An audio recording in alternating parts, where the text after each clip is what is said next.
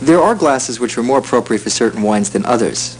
It's certainly not possible at home to have one glass for every type of wine that you might serve, but we have here a selection of 4 different shapes, and I thought I'd talk about why each shape is used for what it is. The champagne flute, tall, thin, this holds about 6 ounces of champagne.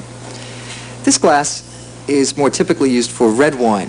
For a red wine glass, what you're looking for is a broad enough bowl to allow swirling.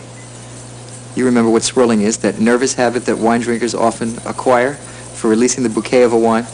Well, this broad, bold glass allows for that swirling, allows for the wine to interact with air and allow the wine to develop its full bouquet. Another glass, slightly narrower than this, is more appropriate for white wine. Also a large enough bowl which allows for swirling, but smaller at the top to concentrate not only the bouquet, because typically a white wine will have less bouquet than a red wine, but also to keep the chill in the glass. So here we would use a white wine glass, like this. The smallest of these glasses is typically used for sherry or port. This is an Amontillado sherry I have in this glass. Also, the glass you see is tall enough to allow for comfortable swirling. It's a chimney shape to allow for a concentration of bouquet. This can be used for dry sherries, sweet sherries, ports, such as a vintage port, a ruby port, or a tawny port. If at home you decide on 2 glasses, these would be the 2 best glasses to use. The larger bowl for red wine and the more concentrated narrow bowl for white wine. There are literally dozens of varieties of corkscrews. What we have today are the 3 most common found in restaurants or at home or wherever you find people drinking wine. One is a very recent kind of development in the corkscrew business. It's called a screw pull, and it's very simple to use. The pocket model has a small knife attached to it for removing the capsule on a wine bottle. This piece is detachable, fits on the top, and you simply turn to extract the cork. You also have a corkscrew that's called the so corkscrew, which looks very much like this. It's used at home in restaurants or wherever. These 2 prongs simply slip inside the bottle on either side of the cork and you pull it right out. But more common is the traditional waiter's corkscrew, as we call it, which looks very much like this. It involves a small knife here, a clamp which uses leverage to open the cork, and the actual screw itself, which of course goes into the cork. This is the one that we prefer to use today to demonstrate a simple way of opening a bottle of wine. You first need to place a bottle on any flat surface where it's easy to get at. You always start by opening the knife, and we'll be cutting this capsule under the lip here, rather than at the top. If you were to open it from the top here, it's likely that you might get small pieces of the foil that'll interfere with the flow of the wine. If the wine is poured over that foil, it may pick up a metallic taste. It may cause the wine to drip on your nice white linen tablecloth. So what we like to do is, starting right under the lip here, is cut very slowly, and to make it simple for yourself, it's sometimes easier just to turn the bottle. By cutting this way, in one motion, you have an even cut all the way under the lip of the bottle. If you get lucky, the capsule will come off in one piece like this. You discard this.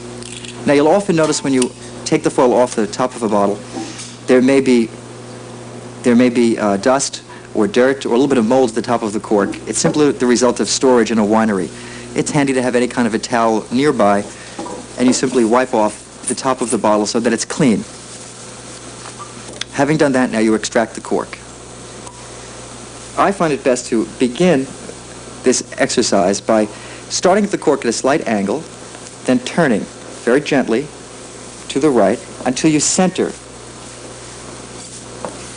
the corkscrew like that. Usually you'll want to go in just a little bit. Now if you stop here, to press the clamp slightly and raise it just a little bit, then stop, turn it some more. The idea is to be sure that the corkscrew has gone all the way through the cork. It's when it doesn't go through the cork that you're likely to break it. You've all had that experience, or seen it happen in a restaurant. You can do that once, you can even do it again, just to be sure that you're penetrating the cork all the way through. Now you raise it very slowly. When you get to about here, I find it easier just to pull that last remaining piece out gently like this. Next, of course, is you take the cork off of the corkscrew. What happens in restaurants? Normally a waiter will then present you with the cork. What do people do with that? Well, they usually smell it. I never really saw the point myself. It smells like a cork. I prefer to smell the wine itself. Having gotten this far, you then might again just wipe the inside of the bottle to be sure that there's no kind of dust or mold that's on the inside of the neck of the bottle. Now we have here a red wine. It happens to be a Bordeaux. It could be a Burgundy, it could be a California Cabernet, or whatever, but the wine we have today is a Bordeaux. The question comes up, and you've heard it in restaurants, you've heard it at your friend's house, breathing. What does that mean? Once you've opened a bottle of wine and you're at this point, if you feel, or you're told, that the wine is supposed to breathe, what does that mean? It simply means the wine is interacting with air. But if you look at this bottle, how much air really gets to this wine? An opening this small. If you feel that the wine really needs to breathe or to aerate, there's another way. You could, of course, simply pour the wine into a glass, or you might find it necessary to decant. Now, in my experience, 95% of all the red wines produced anywhere don't require breathing. In fact, some are actually hurt by it. Too much air might dissipate the nose of the wine. You might lose the immediacy of the bouquet. But your experience will show you that perhaps a Barolo of particular vintage needs a little bit of aeration, meaning that you open it one afternoon at 4 o'clock, and at 5 o'clock, you preferred the way it tasted. Again, it's simply a matter of experience, which wines you find suit your taste after they've been opened. If you find that it does improve with aeration, or if you're drinking an older wine, by that I mean a red wine, particularly Bordeaux, or California Cabernet Sauvignon, that's more than 10 years old, you might like to decant the bottle. Decanting serves two purposes. The first would be to separate the wine from whatever sediment has been created in the bottle, or to simply aerate the wine. If you find you need to decant a bottle of wine, there is a preferred method, a simple method, that you can do at home very easily. I have here a simple glass decanter. You really could use anything for that purpose. A glass pitcher will do. And it's helpful to have a source of light. A candle is the easiest, it seems to me. You could use any other source of light. To decant, you will find it easier to remove the whole capsule from the bottle. In which case, again, using any kind of a small knife, you'll take the capsule, the rest of the capsule should come off. The reason being that when we get to the decanting process, you want to see right through the neck of the bottle. Of course, if you have a candle, you need to light the candle.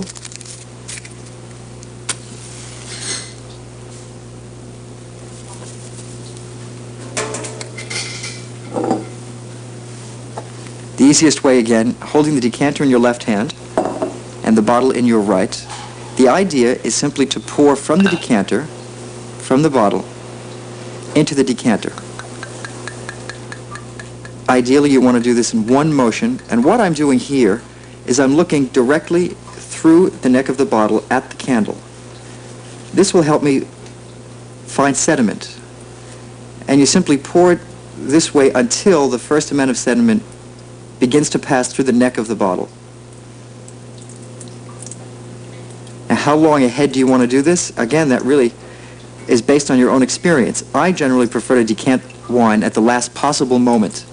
In other words, if you're having a dinner party at home and you have a first course with a bottle of white wine, I wouldn't decant the red wine until after the first course is finished, so that you end up decanting the wine literally 5 minutes before the course. It's easier to aerate a wine further than it is to go in the other direction. Okay, so I will stop there. Having done that, your wine is decanted. Champagne is probably the trickiest thing to open. Accidents can happen easily. You've seen it happen. You've seen light bulbs break. You've seen people jump back in horror at a flying cork. There's a way to do it simply and control it. When opening a bottle of champagne, first thing to do is to find this small little loop, the small wire, like that. Pull it down. That will help you find the spot at which to remove the foil from the top of the bottle. Again, you should be able to remove it in one motion.